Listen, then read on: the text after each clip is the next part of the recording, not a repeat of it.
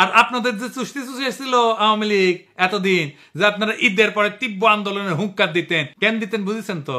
আপনারাই দেখায় 173 দিন হরতালে বিদেশি বিনিয়োগে কি ক্ষতি হয়েছিল, কি সারা গেছিল। নির্বাচিত সরকার ছিল, তো কেন তখন দিয়ে আসে নাই? ব্যাখ্যা দেন এটার। তাই আমি খুশি ভাই এমন কিছু কইেন না যেটা আপনি ডিফেন্ড করতে পারবেন না, যেটা বললে মনে হবে যে বিষয়টা নিয়ে আপনার কোনো গভীর বোঝাপড়া নাই।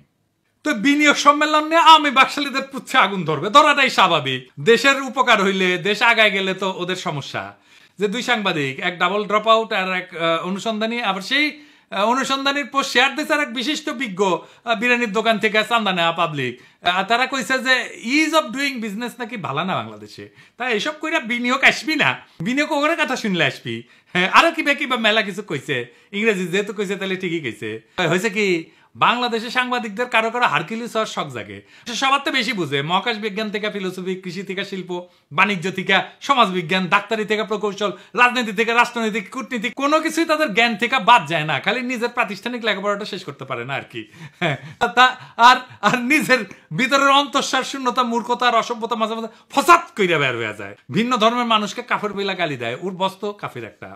আমার কাছে থেকে একটা জিনিস আমাকে মেলা রিকোয়েস্ট করে মেল দিছিল ওর বসে কপি দিয়া, তাই ওর বসের নাম জানি, ওর বস তো কাফের, ওর হিসাবেই কাফের। তো ওই বসের কথা উঠে বসে কেন? ওই লন্ডনে থাকি বা কেন? ওটা তো কাফের দেশ। ধরো এই যে কচু খেতে যেমন মোটা আজিজের সাথে ব্যবসা করতে গিয়ে ধরা খেয়েছিল না, তারপর অনুসন্ধানী চাজিয়েছে। এই যে অনুসন্ধানী যে ধারাবাহিক অন্ধকার নিজের মাংসল আবেষ্টনীর মধ্যে লুকাইয়া পৃথিবীতে আসিয়াছিল, লন্ডনের আলো তাহার নাগাল পায় নাই, কোনোদিন পাইবেও না। ওই মির্জা আব্বাসকে একটু কইয়া দিয়েন, চান্দা তোলা ছাড়াও আগামীর দুনিয়ায় উপার্জনের অনেক উপায় আছে। উনি তো চান্দা তোলা ছাড়া কিছু জানেন না। আমরা মেটাভার্স এমবেসি খুলবো। আজকের দুনিয়া তো প্রবাস মানে শুধু মালয়েশিয়া, সৌদি আরব বা ইউরোপে যাওয়া না। এই ফিজিক্যাল বর্ডার এটা এখন ভার্চুয়াল, মানে আপনি যেখানেই থাকেন ডিজিটাল স্পেসে আপনি পুরা বিশ্বের সাথে যুক্ত হইতে পারেন। এটাই হইতেছে দ্বিতীয় প্রবাস। একটা ভার্চুয়াল অভিবাসনের সুযোগ এনে দেয় কাজ, ব্যবসা, সংস্কৃতির এবং আন্তর্জাতিক পরিচিতি। আমরা মেটাভার্স এমবেসি খুলবো, বা এটা হবে বাংলাদেশের ভার্চুয়াল দূতাবাস। কি হবে এতে? বাংলাদেশের মেটাভার্স এমবেসিতে ডিজিটাল প্যাভিলিয়ন থাকবে, সেখানে থাকবে আমাদের ব্যবসা, সংস্কৃতি, স্টার্ট আপ এবং উৎসবের ভার্চুয়াল ঠিকানা। এখানে কালচারাল ইভেন্টস থাকবে লাইভ এবং ভার্চুয়াল। আমাদের নববর্ষের ফেস্টিভ্যাল থাকবে, ঈদ থাকবে, জামদানি ফ্যাশন শো থাকবে, নকশিকাঁথা প্রদর্শনী হবে, লোকসঙ্গীত হবে, কনসার্ট হবে, নাটক হবে, নাচ গান সব ভার্চুয়াল। ডিজিটাল শপ থাকবে, এক্সপোর্ট বুথ থাকবে, সেখানে জামদানি, হস্তশিল্প, হোম ডেকোরেশনের পণ্য, এনএফটি যা আগে বললাম এটার মার্কেট প্লেস থাকবে। প্রবাসীদের জন্য রেমিটেন্স ইনভেস্টমেন্ট গাইড থাকবে, বাংলা কোচিং থাকবে প্রবাসীদের ছেলেমেয়েদের জন্য, সব ভার্চুয়াল সহায়তা। ভার্চুয়াল সেবা দান করবো, এখানে আমরা ই পাসপোর্ট অ্যাসিস্ট্যান্স দেবো, চাকরি সংক্রান্ত গাইডলাইন দেব, ভার্চুয়াল কনসালটেশন দেব। এখানে স্টার্ট আপ এবং ইনোভেশন জোন থাকবে। বিশ্বের যে কোনো জায়গা থেকে তরুণেরা বাংলাদেশি স্টার্ট আপ প্রজেক্টের যে পিস সেটা শুনতে পারবে, যে কেমন এই স্টার্ট আপে বিনিয়োগ করা যাবে কিনা। ফান্ডারদের সাথে নেটওয়ার্ক তৈরি করে দেবে।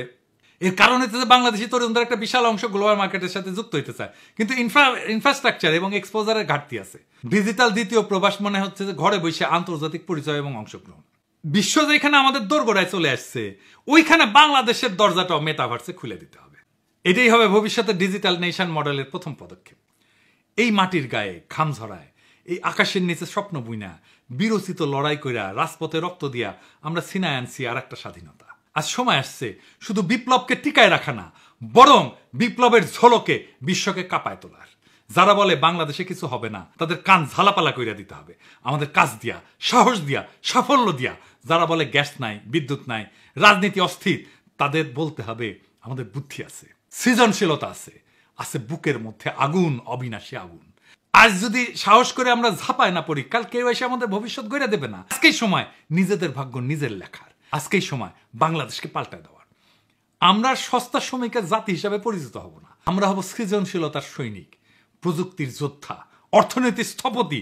আমরা সেই জাতি যারা একদিন বলবে এই ডিজিটাল সিল্ক রোডের নতুন কাফেলা শুরু হয়েছিল কক্সবাজারের বালুতে পা রেখে। আমরা এনএফটি বানাবো, মুসলিম ফেরত আনবো, এথিক্যাল এআই ডাটা এক্সপোর্ট করব, ভার্চুয়াল দূতাবাস বানাবো, আর পুরা দুনিয়াকে দেখাবো বিপ্লবোত্তর বাংলাদেশ কাকে বলে। 2041 আসবে, আমরা চাই বা না চাই, সবার জন্য আসবে, পৃথিবীর সবার জন্য আসবে। কিন্তু ইতিহাস লিখবে কেবল তারাই যারা এখন থেকে লড়াই শুরু করবে, প্রস্তুতি নেবে। আপনার হাতে, আমার হাতে, আমাদের সন্তানদের হাতে এই জাতির নিয়তি লেখা আছে। চিৎকার করে বলেন বাংলাদেশ জিতবে, আমরাই জেতাবো। এটাই বিপ্লব, এটাই আমাদের সেই অধরা স্বপ্ন, তার জন্য আমাদের সন্তানেরা বর্ষা বিপ্লবের রুহানি প্লাবনে সাঁতার কাটছে। সেই বিপ্লবকে আমাদের বিজয় করতেই হবে একসাথে। ইনকিলাব জিন্দাবাদ।